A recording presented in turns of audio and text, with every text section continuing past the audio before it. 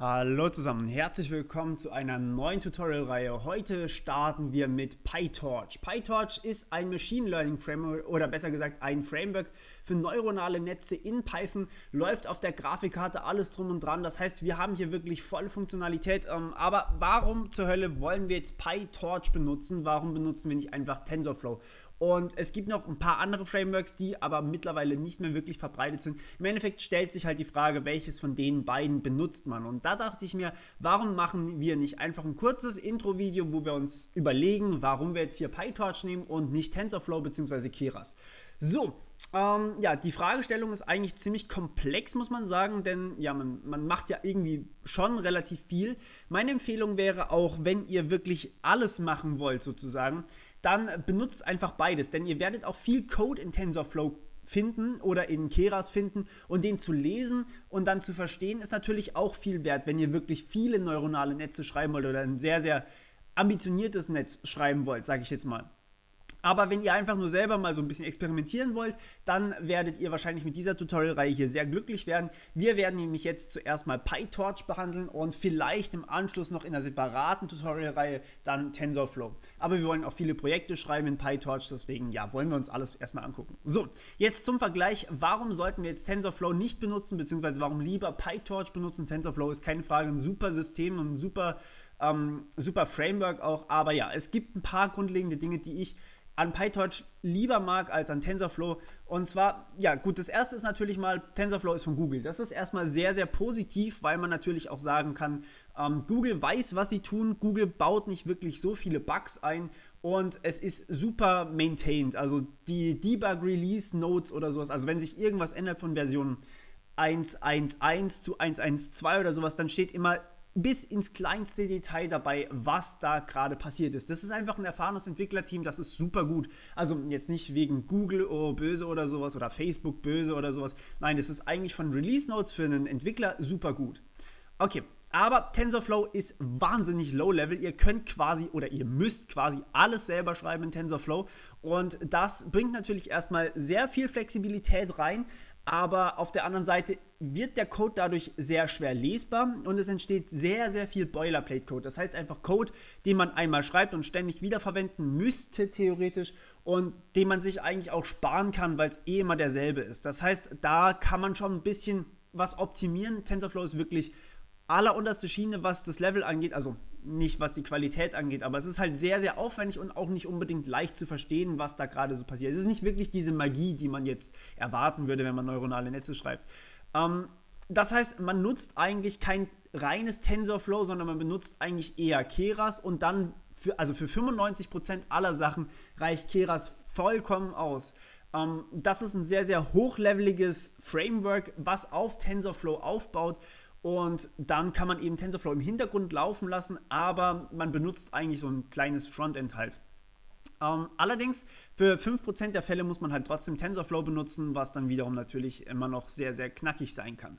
So, das wiederum ist allerdings nicht von Google, sondern von einer Privatperson und deswegen sind die Debug-Release-Notes oder sowas sind halt, sie werden besser, aber sie sind teilweise wirklich so ein bisschen, was hat sich jetzt genau geändert? Ich raff's nicht. Also so nach dem Motto. Deswegen, Keras ist zwar geil, also Keras Code liest sich super easy, aber wenn sich was ändert, dann ist man lange am Suchen, was genau sich geändert hat.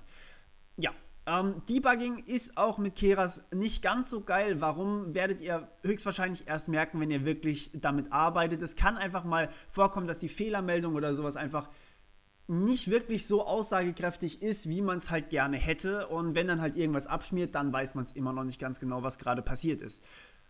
Genau. Aber Keras, wie gesagt, ist super easy zu lernen und man kann es auch echt leicht benutzen im Vergleich zu TensorFlow. Also sagen wir jetzt einfach mal, Keras ist, ich möchte ein neuronales Netz mit Fully Connected Layer, dann keine Ahnung, Convolution Layer und dann will ich einen Pooling Layer. So kann man das auch wirklich dahin schreiben. Das ist alles. Also da muss man wirklich keine 5 Zeilen Code für die Architektur von einem neuronalen Netz verwenden. Jetzt, warum benutzen wir dann trotzdem PyTorch, wenn Keras in etwa so einfach ist? Ah ja, richtig, das hatte ich ganz vergessen. Static Computation Graph, das werden wir uns gleich noch genauer angucken. PyTorch hat einen sogenannten Dynamic Computation Graph. Das ist eigentlich der größte Unterschied, den werden wir uns aber gleich noch auf einer separaten Slide angucken. So, PyTorch. PyTorch ist von Facebook, das heißt auch wieder hier erfahrenes Entwicklerteam.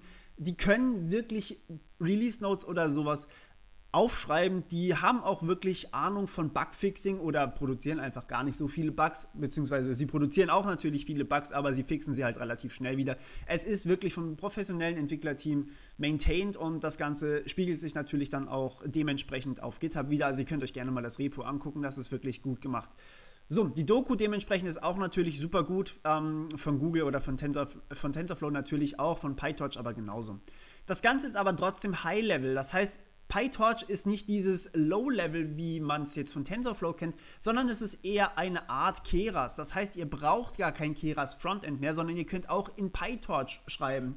Ich will einen Convolution Layer, ich will einen Pooling Layer, ich will noch einen Convolution Layer und ich will noch einen Pooling Layer. Und das ist alles, was ihr braucht. Ihr braucht wirklich diese 4 Zeilen und schon habt ihr quasi euer Netz fertig. Es ist fast genauso High-Level wie Keras, aber man kann trotzdem eben super schnell Sachen schreiben und das ist eigentlich sehr, sehr angenehm, muss ich sagen. Also ich habe in beiden schon programmiert, ich habe in Keras programmiert, ich habe in PyTorch programmiert und TensorFlow auch ein bisschen, aber nicht ganz so viel, wenn man es einfach nicht so viel braucht.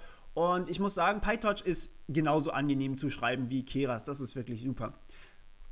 Genau, aber großer Unterschied, wir haben einen Dynamic Computation Graph im Vergleich zum Static Computation Graph von TensorFlow bzw. Keras, das werden wir uns gleich noch, wie gesagt, genauer angucken. Allerdings PyTorch sehr, sehr junge Sache, das heißt, das Ganze ist vielleicht noch nicht ganz so erwachsen, wie man es jetzt erwarten würde. Das spiegelt sich vor allem darin wider, dass man jetzt zum Beispiel nicht einfach so eine Windows-Version bekommt, sondern dass die Windows-Version halt immer noch erst im Preview-Modus ist oder halt Beta. Ich weiß gar nicht, ob es mittlerweile Beta ist oder ob es immer noch ein inoffizielles Release ist, aber auf jeden Fall sehr, sehr jung, es entwickelt sich aber trotzdem rasant weiter. So, viele steigen tatsächlich aktuell um von TensorFlow auf PyTorch, vor allem in der Forschung wird eigentlich nur noch PyTorch verwendet, gar kein TensorFlow mehr. In der fertigen Produktion verwenden viele immer noch TensorFlow oder Keras eben, aber ja, das hat eigentlich nichts zu heißen. Es ist einfach schwer, einen Code umzuschreiben, komplett von einem Framework aufs andere, wenn man dann halt wirklich alles meistens neu machen muss. Okay, genau, so jetzt zu dem großen Unterschied, was ist ein Static Computation Graph, was ist ein Dynamic Computation Graph. Bei einem Static Computation Graph oder SCG, ich sage Static Computation Graph, das ist, ja, die Abkürzung ist komisch. So, sagt man zunächst einmal, meine Daten kommen rein, gehen in zum Beispiel einen Convolution Layer und gehen dann in einen Pooling Layer und gehen dann in einen Fully Connected Layer. Und dann wird dieser komplette Graph, also das Ding nennt sich ein Graph, weil ich tatsächlich jetzt hier meine Daten durch eine Art Graph durchjage. Es ist halt einfach nur ja, eine Pipeline eigentlich mehr bei einem Static Computation Graph. Es ist immer genau derselbe Graph. Das heißt, wenn ich meine Daten hier reinstecke, dann kommen die auch immer genau gleich rein. Sie müssen immer exakt gleich groß sein. Also das Bild darf jetzt nicht manchmal halt 1024 mal 1024 haben und manchmal Full HD sein und manchmal 4K sein, sondern es muss immer genau gleich groß sein. Das heißt, ihr müsst vorher irgendwas mit eurem Bild tun, damit es genau gleich groß ist. Bei PyTorch benutzen wir einen Dynamic Computation Graph. Das heißt, die Anzahl an Neuronen oder sowas kann sich einfach zur Laufzeit mal ändern. Oder es kann auch einfach mal, also zum Beispiel das ist jetzt der Standard-Graph, es kann auch aber einfach zur Laufzeit irgendein anderes Layer verwendet werden. Das könnt ihr völlig egal wie machen. Ihr könnt einfach ein ganz normales if reinschreiben. Ihr könnt aber auch einfach sagen, so und ab Epoche 20 benutze ich jetzt ein komplett anderes Layer. Oder, keine Ahnung, irgendwelche fancy Sachen oder sowas. Auch passen sich eure Inputs an, sozusagen, an eure Inputs oder halt euer Input-Layer passt sich an die Inputs mehr oder weniger an, so ganz grob umrissen jetzt mal. Das heißt, das ist einfach so viel bequemer, wenn wir ein Dynamic Computation Graph haben. Ich hatte wirklich Schwierigkeiten mit dem Static Computation Graph in manchen Fällen, vor allem was LSTMs oder sowas angeht oder RNNs, da kann es wirklich sehr, sehr viel bequemer sein, wenn man Dynamic Computation Graph hat. Und aus diesem Grund, hauptsächlich aus diesem Grund, werden wir hier mit PyTorch arbeiten, weil es einfach wirklich meiner Meinung nach leichter zu lernen ist und meiner Meinung nach auch irgendwie ein bisschen sinnvoller ist. Jetzt würde man vielleicht erstmal denken, okay, beim einen habe ich mein neuronales Netz komplett fix dastehen. Das heißt, ich habe immer genau denselben Graph. Beim anderen kann sich das ändern zur Laufzeit. Das Ganze wird aber meistens auf einer oder eigentlich immer auf einer Grafikkarte ausgeführt. Wie kann das noch effizient möglich sein? Es gibt Tricks und PyTorch läuft fast genauso schnell wie TensorFlow. Das heißt, ja, wir haben hier wirklich auch die Möglichkeit, unsere Netze gleich effizient zu trainieren und verlieren eigentlich so ziemlich gar nichts an Leistung. Ich habe das wirklich mal ausgetestet. Es ist immer noch genau gleich schnell. Also das heißt, hier sind auch wirklich trotzdem noch extrem gute Ergebnisse möglich, ohne irgendwie jetzt 5 Grafikkarten zu brauchen, anstatt eben nur einer oder eine 1080 anstatt einer, keine Ahnung, 67 oder sowas. Aber wichtig ist trotzdem, dass ihr eine Grafikkarte haben solltet für das Training. Ihr könnt auch mit einer CPU trainieren. In manchen Fällen macht das Sinn, wenn ihr zum Beispiel, keine Ahnung, keine Nvidia-Grafikkarte oder sowas habt oder vielleicht nicht so viel Geld habt, dass ihr Amazon Web Services anschmeißen wollt für euer Netz oder sowas. Oder wenn ihr nur ein kleines Netz habt oder sowas. Aber in den meisten Fällen, ich habe es tatsächlich auch mal ausprobiert, bei mir war es auf der Grafikkarte um Faktor 13 schneller als auf der CPU. Und das ist schon ein Speed-Up, den man ganz gerne hat, wenn man so ein Ding trainieren möchte. Außerdem hat man natürlich auf der Grafikkarte auch nochmal, ja, man hat einfach dieses parallele Training, deswegen ist es einfach so viel schneller.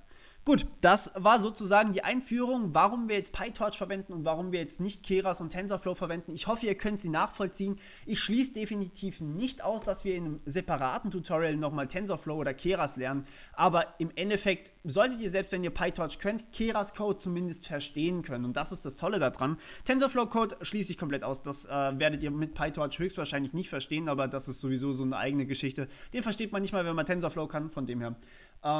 Ja, ich hoffe, es hat euch gefallen und ihr freut euch auf die Reihe und wir hören uns beim nächsten Mal dann. Bis dann, ciao!